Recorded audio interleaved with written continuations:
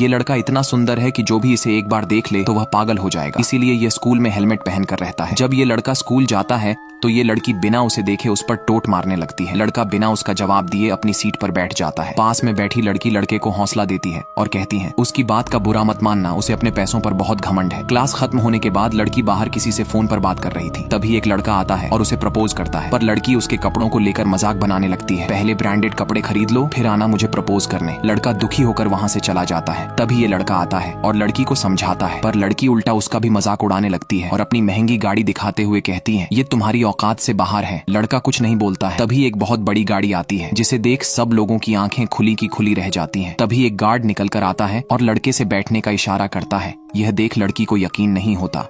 इस लड़के के डैड इतने अमीर हैं कि वह पूरे शहर को ही खरीद सकते हैं, फिर भी उनका लड़का एक सरकारी स्कूल में पढ़ता है, उसे कोई पहचान ना ले, इसलिए वह हेलमेट लगाकर रहता है। इस बात से लड़के के डैड काफी नाराज रहते हैं क्योंकि उनका बेटा एक सरकारी स्कूल में पढ़ता है और अब उनकी तबीयत दिन प्रतिदिन बिगड़ती ही जा रही है। इसलिए वह चाहते हैं लड़के की शादी अपने दोस्त की बेटी के साथ कर दी जाए। पर लड़के को एक ऐसी लड़की चाहिए थी जो कि उसके पैसों से ना उससे प्यार करे। अगले दिन जब यह लड़का स्कूल जाता है तो सभी स्टूडेंट को अपना अपना पार्टनर चुनकर डांस क्लास में जाना था। ये लड़का इस लड़की से पूछता है क्या तुम मेरे साथ डांस क्लास में चलोगी? तभी लड़की कहती है अपनी शक्ल देखी। डांस क्लास में जाने की पीछे खड़ी लड़की लड़के से कहती है क्या तुम डांस क्लास में भी हेलमेट पहनकर जाओगे? अगर किसी को हेलमेट लग गया, हाँ अगर तुम इस हेलमेट को उतार हैंडसम हुए तो मैं चल सकती हूँ। पर लड़का कहता मुझे तुम्हारे साथ नहीं जाना है। तभी लड़की जबरदस्ती हेलमेट उतरने लगती। हेलमेट उतारते ही सभी लड़कियां पहचान जाती हैं कि इसके डैड इस शहर के सबसे अमीर आदमी हैं, जिस पर लड़कियां मरती हैं। अब वह लड़की दौड़ कर आती, कहती कि मैं तो मजाक कर रही थी। अगले दिन ये लड़की इस लड़के के घर पहुंच गई थी। दरअसल इन दोनों के पिता अच्छे दोस्त थे और लड़की के पिता चाहते थे कि वह उनके दोस्त की लड़की के साथ शादी कर ले, और लड़का तैयार नहीं होता है। वह बताता है ये लड़की सिर्फ पैसों से प्यार करती है और मुझे ऐसी लड़की नहीं चाहिए। अगले दिन ये लड़का क्लास में उसे लड़की से बात करना शुरू कर देता है, जो उसे सबसे पहले हौसला देती है। लड़का उससे पूछता है क्या तुम मेरे बारे में नहीं? लड़के को बड़ी हैरानी होती है, जहाँ एक तरफ सारी लड़कियां उसके पीछे पागल हैं, वहीं इस लड़की को इंटरेस्ट ही नहीं है। लड़का उससे पूछता है क्या तुम मेरे साथ कहीं घूमने चलोगी? लड़की तैयार हो जाती है, पर ये जहाँ भी जाते हैं सब इन्हें ही देखते रहते हैं। तभी अचानक इन दोनों को एक साथ ये लड़की भी देख लेती है, जिसे बहुत गुस्सा आ रहा था, पर यह दोनों बिना किसी की परवाह करे एक दूसरे के करीब आते गए। और एक दिन लड़के ने लड़की को अपने घर बुलाया। लड़की जब घर को देखती है तो हैरान रह जाती है। वह लड़के को साफ साफ बता देती है मैं तुम्हारे जितनी अमीर नहीं हूँ, मैं बहुत ही गरीब घर से हूँ। तभी लड़का कहता है तुम्हें परेशान होने की जरूरत नहीं है, और वह उसे अपनी फैमिली से मिलाता है, जहाँ पर लड़के के पिता लड़की से पूछते हैं तुम्हारे माता पिता क्या करते हैं? लड़की बताती है कि मेरे पिता एक सिक्योरिटी गार्ड है और मेरी माँ स्टोर पर काम करती है। तभी लड़का बीच में बोलता है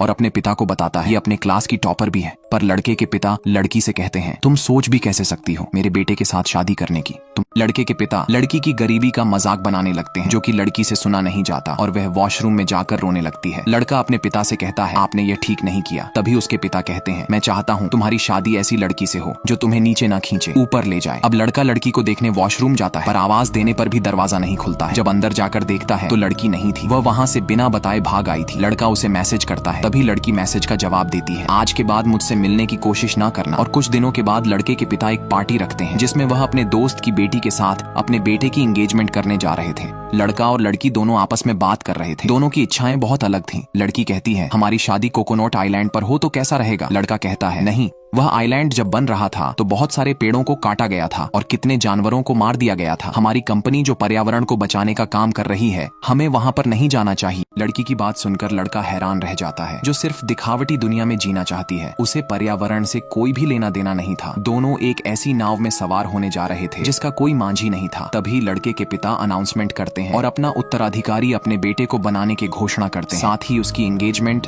अपने दोस्त की बेटी के साथ करने की भी बात करते हैं। यह बातें सुनकर लड़के की माँ जरा भी खुश नहीं थी। तभी लड़के की नजर फूलों के गुलदस्ता पर जाती है जो उसी लड़की ने भेजे थे। यह देखकर लड़के का दिल बैठ जाता है। वह अपने पिता को बीच में रोकता है और उनके उत्तराधिकारी बनाने से इनकार कर देता है और पार्टी छोड़कर चला आता है। लड़के के पिता उसे समझाते हैं, पर लड़का कहता है मुझे उस लड़की से शादी नहीं करनी, जिसके ख्याल मुझसे जरा भी नहीं मिलते हैं। लड़के के पिता कहते हैं अगर तुमने उसे लड़की से शादी नहीं की तो मैं तुम्हें बेदखल कर दूं। लड़का कहता है ठीक है, मुझे नहीं चाहिए आपकी दौलत और ये सन्नो शौक, और अब यह सब मैं ज्यादा बर्दाश्त नहीं कर सकता। ये ये लड़का अपने पिता से कहता है मुझे उस लड़की से शादी नहीं करनी है जो सिर्फ मेरे पैसों से प्यार करती है। तभी लड़के के पिता कहते हैं ठीक है, आज के बाद मेरी रोल्स रॉयल लेकर मत जाना। लड़का कहता है ठीक है, नहीं ले जाऊंगा। लड़का अब सीधे लड़की के घर पहुंच जाता है। लड़की कहती है अब यहाँ पर क्या करने आए हो? जब तुम्हारे पिता मुझे भला बुरा कह रहे थे तब तुमने कुछ नहीं कहा था। तभी लड़का कहता है उस वक्त मैं तुम्हारा साथ नहीं दे सका था, उसके लिए मुझे माफ कर दो, पर मैंने वह कंपनी वह घर सब छोड़ दिया है तुम्हारे लिए। तभी लड़की उसे माफ कर देती है, पर अब उस कंपनी को संभालेगा कौन? मेरे पास एक आइडिया है। और अब ये लोग उस पार्टी में वापस आ गए थे। यहाँ पर यह आदमी कंपनी का सीईओ बनने की बात कर रहा था। बताता है कंपनी के ओनर का बेटा जो अपने परिवार को नहीं संभाल सकता है वह भला कंपनी को कैसे संभाल सकता है, इसलिए मैं इस कंपनी का सीईओ बनना चाहता हूँ। तभी यह लड़की कहती है इस कंपनी के 2 बच्चे हैं, इसलिए कंपनी का सीईओ एलन को बनाना चाहिए। पर तभी आदमी कहता है वह एक लड़की है, वह भला कंपनी कैसे संभाल सकती है? लड़का बताता है मैंने करोड़ों की गाड़ियां, आलीशान मकान, यहाँ तक की सारी संपत्ति को ठुकरा दिया है तुम्हारे लिए, पर प्लीज मेरे प्यार पर विश्वास करो। आखिरकार लड़की को विश्वास हो जाता है। तभी लड़की कहती है पर उस कंपनी को संभालेगा कौन? इधर ये आदमी कंपनी को संभालने की जिम्मेदारी लेता है, पर तभी वह लड़की आ जाती है जो कहती है कंपनी को लड़के की बहन संभालेगी। आदमी कहता है कंपनी को चलाना लड़कियों का काम नहीं। तभी वह लड़की बताती है हाँ क्यों नहीं, जिस तरह तुम इस कंपनी को अभी तक चलाते आ रहे थे, तुम्हारे बहुत सारे घोटाले मुझे पता है। जिस पर आदमी कुछ नहीं बोलता।